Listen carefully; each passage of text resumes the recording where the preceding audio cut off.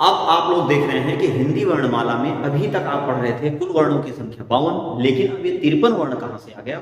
तो आइए हम लोग इसके बारे में देखते हैं कि केंद्रीय हिंदी निर्देशालय के द्वारा मान्यता दी गई है। मान्यता फिर देखिए 22 अगस्त 2024 अभी तक जो है नया वर्ण जोड़ा गया।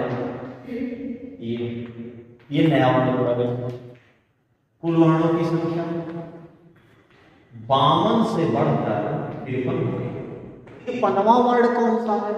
53वां वर्ण आपका जो है एक सीधी रेखा खड़ी पाई बना के और उसके बाद सीधी रेखा बनाते हैं। अब सवाल बनता है इसका प्रयोग कहाँ किया जाएगा।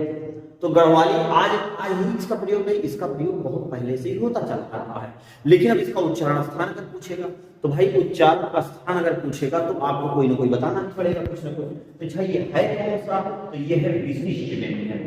इसको ये विशिष्ट व्यंजन है, स्वर नहीं है, ये विशिष्ट व्यंजन है।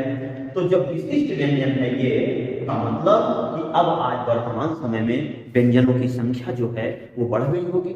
तो कुल व्यंजनों की संख्या अभी तक 39 थी, अब क्या हो गई है? 40 हो गई है। ध्यान दीजिएगा, कुल व्यंजन तो हमारी कोई जरूरी नहीं यही वाला पूछे, ये जहां जहां जाके परिवर्तित कर रहा, जहां जहां फेरबदल कर रहा वहां पूछेगा।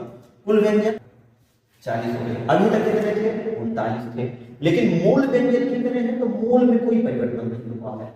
जो आपके 30 थे, जिसमें आपके 25 स्पर्शी व्यंजन में अंतस्थ व्यंजन है 4 और 4 आपके उस व्यंजन है और 25 आपके वर्गीय व्यंजन है ना।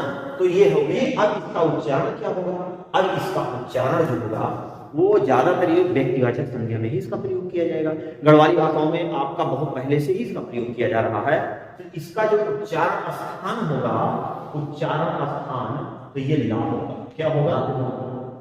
ला। तो जब इसका उच्चारण ला की तरह होगा, इसका मतलब है कि ला का उच्चारण स्थान क्या है? तो ला का उच्चारण स्थान आपका मूर्धा है या मूर्धन्य है, तो इसका भी उच्चारण स्थान क्या होगा? मूर्धन्य ही होगा। तो जब इसको आप मूर्धा है इसका उच्चारण स्थान, तो सीधी सी बात है कि इसका भी उच्चारण स्थान क्या होगा? मूर्धा ही होगा, या मूर्धा या फिर मूर्धन्य कह सकते हैं। तो अब वर्तमान में कुल वर्णों की संख्या हिंदी वर्णमाला में बढ़कर 52 से कितनी हो गई है? 53 हो गई है।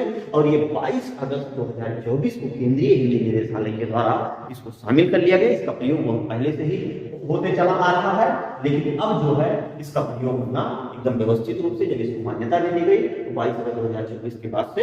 और ये ला के उच्चारण होगा और ला का जो है वो आपका मूर्धा है। और उसके बाद विशिष्ट व्यंजन है, और विशिष्ट व्यंजन जैसे आपके संघर्षी व्यंजन हो गए, स्पर्श व्यंजन हो गए, वर्गीय व्यंजन हो गए, अंतस्थ व्यंजन हो गए, ऊष्म व्यंजन हो गए। उसके बाद आपका जो है द्विगुण व्यंजन है जिसको, उसके बाद आपका विशिष्ट व्यंजन है ना। तो ये सब जो है उसी प्रकार से ये विशिष्ट व्यंजन है, उसको हम आगे आपको बताएंगे। तो यहाँ तक आपने इसको समझ लिया कि अब है, अब बढ़कर 53 हो गई है। 53वां वर्ण कौन सा है? ये ला है।